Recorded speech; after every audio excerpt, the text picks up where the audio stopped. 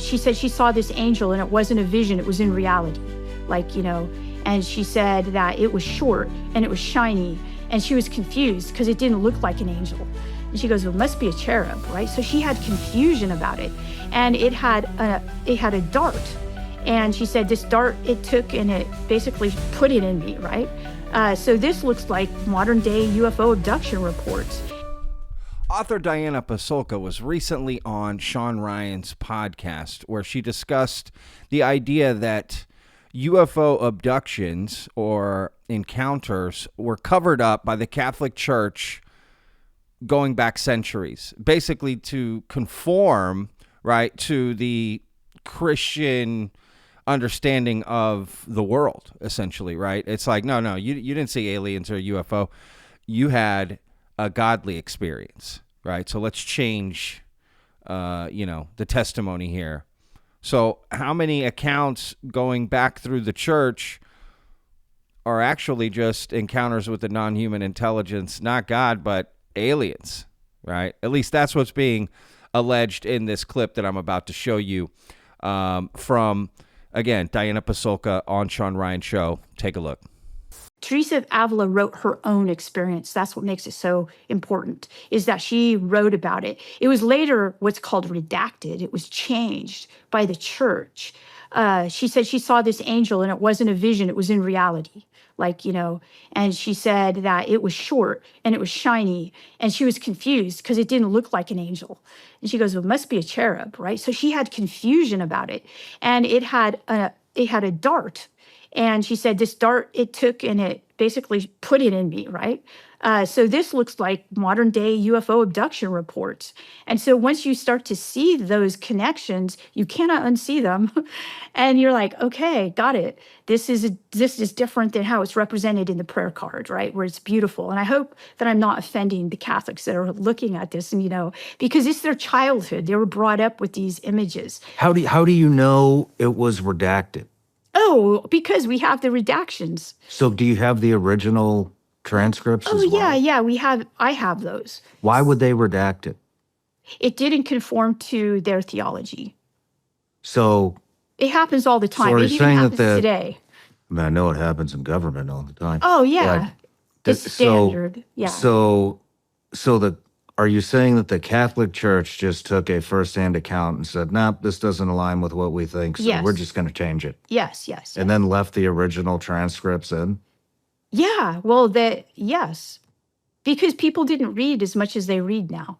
And they weren't betting on us, going back and looking at it. And it doesn't matter to them now. They're okay with it.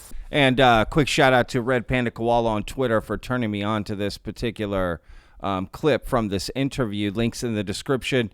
Go check them out. Now, let's jump to talking about this a little bit here. That's an interesting thought or idea, right? That basically religious experiences that people have had throughout,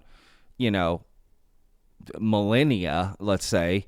It's actually just been encounters with extraterrestrials. I mean, what else would you think of them as? Right, we used to think the sun was a god, the moon was a god, everything was a god, the clouds, the sky, right? Like these gods. So the idea, if you saw some being that didn't look like you come down and talk to you, you might think, oh, this is a godly experience, right? Especially during these times where the church, the Catholic Church especially, and other religions, right? That is totally runs your life, right?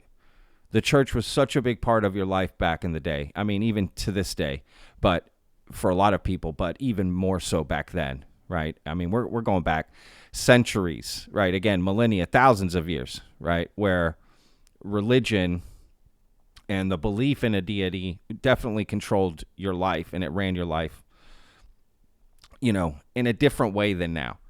It's just different, right? So this idea that an experience you may have had was actually something else is quite interesting, right? And that they would then change it, right? She's talking about they redacted, and that's how they found out. They got this one instance, right, of this woman having this experience, which does sound like some sort of alien abduction, right? The dart, like a syringe of some sort, right? A little being, right? Didn't look like an angel she had ever thought of, right? So they sort of changed the stories, right? And look, let's be fair. There's a lot of this idea has been out there a long time, right? And Diana Pasulka has been speaking about this for a minute. I found this really cool article. Let's take a look at it. All right, so right here, if you go to the United States Conference of Catholic Bishops, there's this cool article. It says, angels or aliens? Some researchers say Vatican archives hold UFO secrets, right? So some scientists believe the Vatican's historic archives might hold key insights into unidentified anomalous phenomena and paranormal activity. Their efforts highlight an intersection of historical records, religious studies, and scientific inquiry into the unexplained.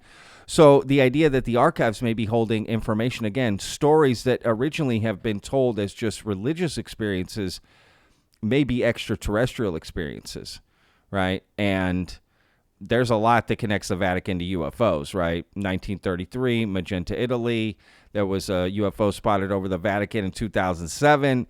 There is no official position from the Vatican about this, but they're open to the idea of extraterrestrial life. They more say it's just that's a scientific question, not a theological question, right? So, but regardless, Diana Pasulka, let's go into this article a little bit further here.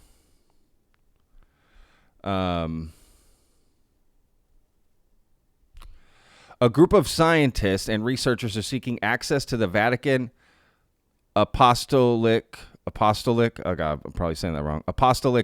to uncover information about UFOs and the paranormal, believing there may be traces amid the 50 miles of shelves holding everything from handwritten papal notes to presidential missives. I'm probably getting all of these words wrong.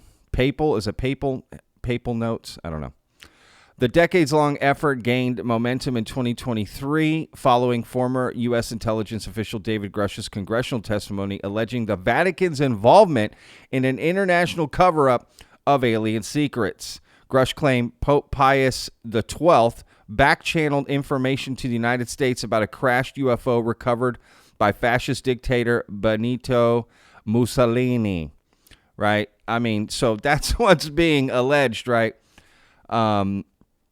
So the idea that the church would be involved in something like this is, again, it goes back, right? And people want access to go to the Vatican archives to look, again, for some of these details, right? All right. However, findings like those reported in Diana Walsh Pasulka's 2019 book, American Cosmic, suggest to UFO believers that the archives hold more than meets the eye. Pasulka, a religious studies professor at the University of North Carolina, Wilmington, said the archives are full of reports about paranormal events such as nuns witnessing orbs entering their cells, flying houses, and other aerial phenomena. Flying houses? What the? That's like Wizard of Oz. Right? So these orbs going into their cells, right? Their nun cells. That sounds horrific. This is a prison. Right? They before may have thought, oh, that's an angel. But, maybe they're angels all along. Who knows? I don't know. She argues that these events might be better understood as UFO-type occurrences rather than miracles, as Catholics traditionally understand them. The historical record is filled with these kind of events, she told CNS May 30th. The people at the Vatican, they don't even know where to look. It's in their basements. So, bam. Right? They don't even know all the information that they have about this. So, I don't know. Right? What do you guys think? Is that possible? Absolutely.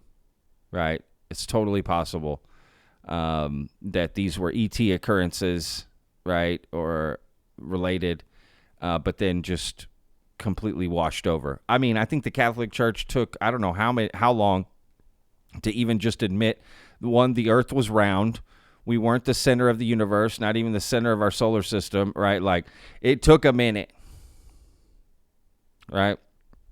The church has a long history, for sure, and it's not a clean history. But to be fair, nobody has a clean history, right? No race, ethnicity, religion, right? Not everything's a little dirty going back, Humanity's come a long way. Let's put it that way. So, but this is an interesting idea, right? How many people that have religious experiences are actually just having ET experiences or no experience, for that matter. Or vice versa. Maybe people having ET experiences are actually having religious experiences, right? I don't know. Very hard to tell. And I can imagine experiencers, either religious experiencers or ET experiencers, maybe having something in common, being able to talk about. Definitely talking about some sort of, alternate phenomena, right, than what we're used to. That definitely joins them. But clearly people have been having experiences they couldn't explain going back a long time. So before the internet, before movies and TV and all that, going back a long time, people have had experiences they just couldn't explain. And this woman that Diana was talking about in that first clip, this nun, she said it was real world. So it wasn't like a dream or something, right? This is something she experienced in real life, according to her, right? So, yeah, how many stories are out there that are like that? I don't know, but that's what Diana's always looking into. So it's a great interview. I recommend checking it out. It's on the Sean Ryan Show. Again, link in the description. Let me know what you guys think in the comments. Is this possible? Is this true? What do you think? All right. We'll see you on the next video. Remember, every day's a gift, y'all. Peace. I live inside my own world of make-believe. Kids screaming in the cradles, profanities. I see the world through ice covered in ink and bleach. Cross out the ones who heard my cries and watched me